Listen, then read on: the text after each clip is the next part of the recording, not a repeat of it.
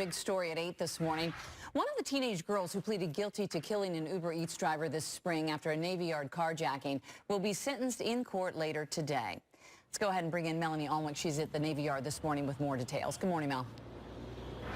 Good morning. This was just a horrifying crime. It received international attention, not only for what happened, but also international support for the Anwar family. 66-year-old Mohammad Anwar was in the area. He was working as an Uber Eats driver on the job when those two teenage girls with the tasers jumped into his vehicle. They sideswiped a pole right here and then ended up crashing right where you see the bicycle rack there on N Street, right in front of Nationals Park. Now, unfortunately, Anwar died from his injuries, and that is why we now have these murder cases, these homicide charges. The 15-year-old carjacker pleaded guilty to felony murder on May 5th in juvenile court.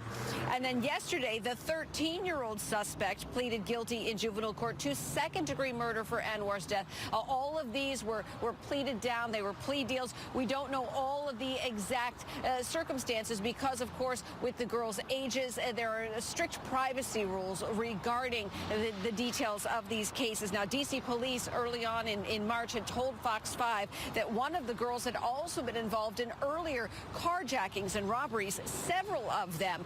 Now, these girls are not being named, of course, because of their ages.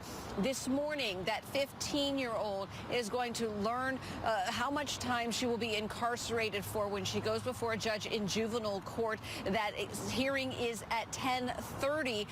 Again, with those privacy rules, Fox 5 has been given permission to access those hearings. We cannot be there in person, but we do have access to those hearings, so we will get a sense of what is going on. We know that the maximum sentence would be something to the effect that she would not be let out until she turns 21. As far as the 13-year-old, that 13-year-old will learn her sentencing in July.